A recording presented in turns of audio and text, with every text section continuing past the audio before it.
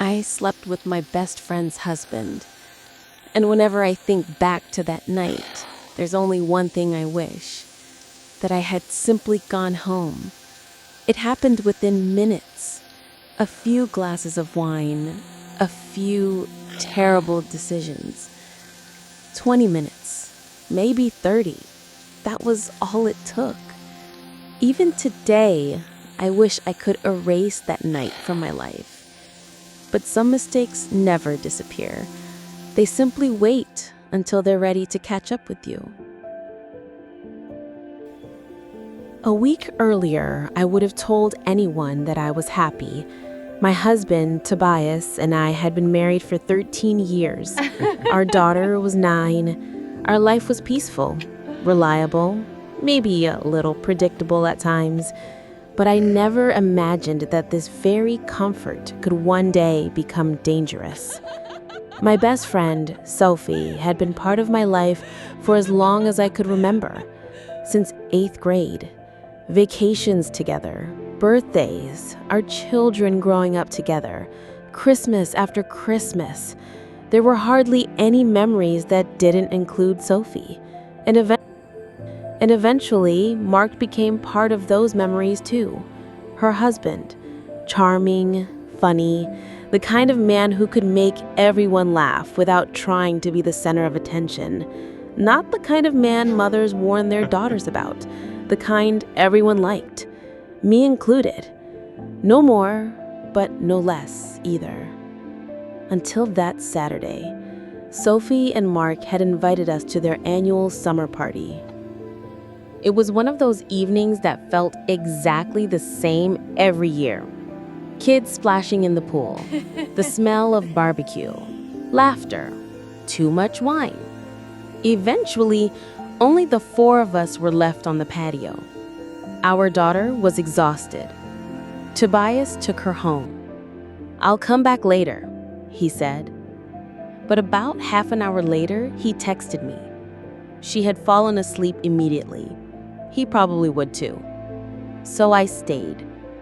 Maybe that was the moment I should have left. My entire life might have turned out differently. Sophie had clearly had too much wine that night. She laughed louder than usual. Her words became slower. Finally, she stood up, steadying herself against the doorframe. I'm gonna lie down for a bit. Would you two finish cleaning up? A moment later, we heard a bedroom door close upstairs. Mark and I quietly started clearing the patio. Empty glasses, candles, cushions. The summer evening suddenly felt incredibly still. Only the sound of crickets filled the silence.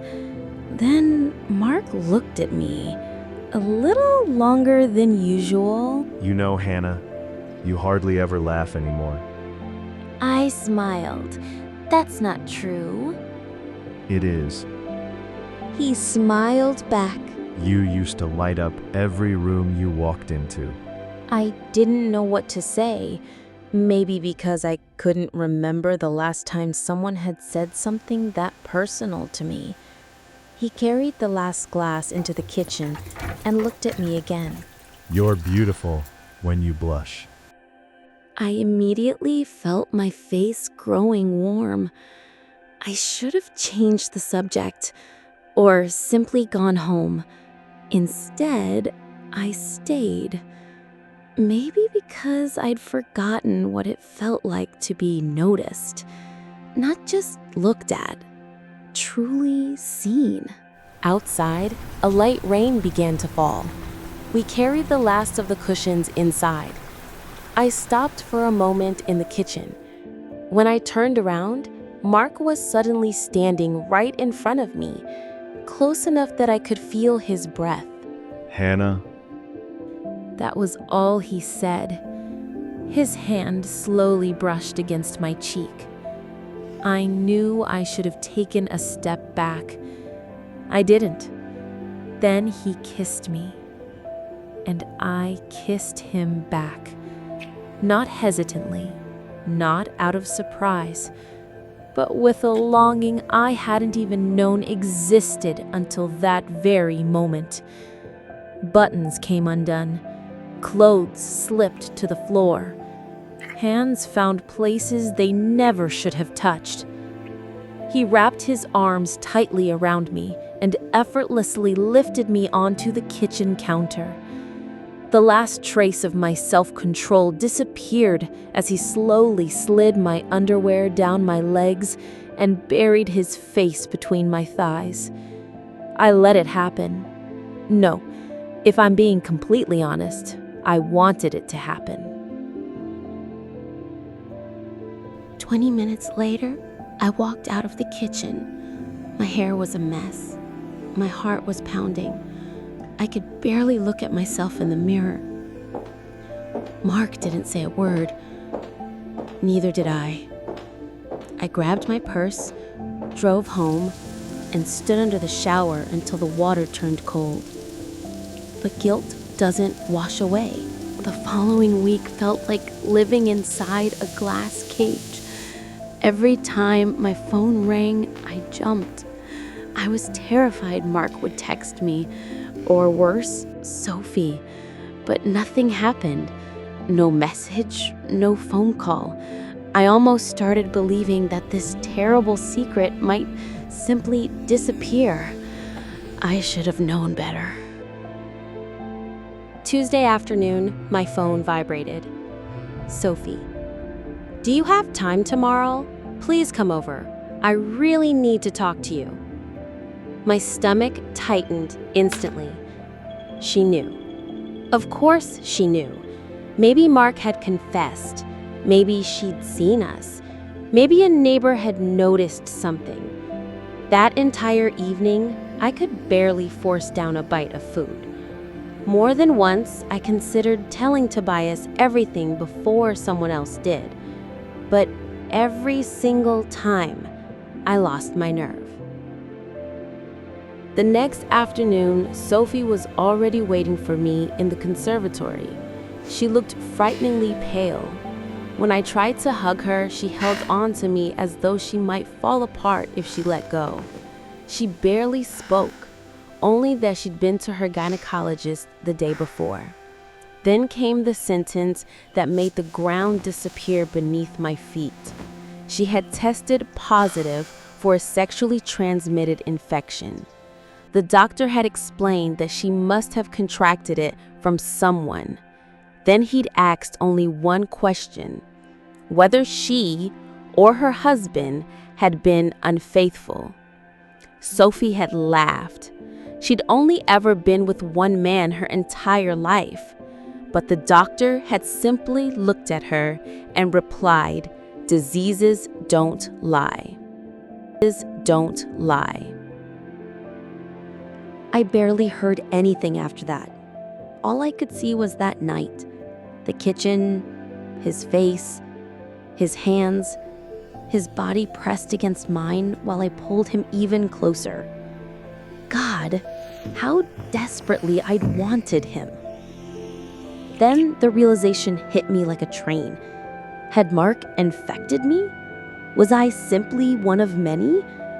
For the first time, I wanted to confess everything.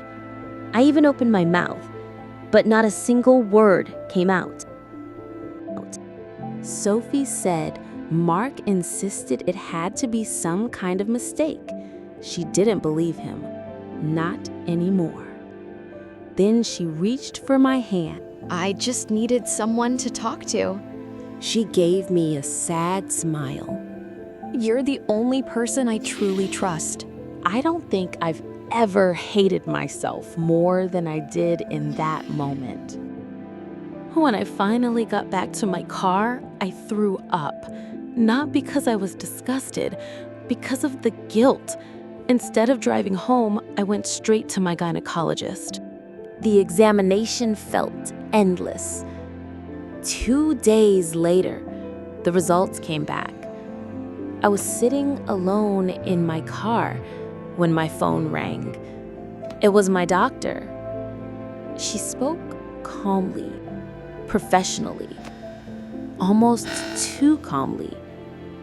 One of the tests had come back positive. For a moment, I couldn't hear anything, only my own heartbeat. I slowly lowered the phone. So it was true. Mark had infected me. And before me, someone else had infected him. In that instant, I realized I'd never been anything special to him. Not the irresistible temptation, not the secret love affair, just one more woman who had believed, if only for a moment, that she meant something. And now, I was carrying the consequences with me, not just the guilt, his disease as well. I was still sitting in my car when my phone vibrated again. Mark. His first message since that night. "I'm sorry." For several seconds, I simply stared at the screen. Then another message appeared. "She doesn't know it was you." I caught my breath. A third message followed. "But I can't keep lying to her anymore. I'm going to tell her everything tonight. Maybe I can still save my marriage."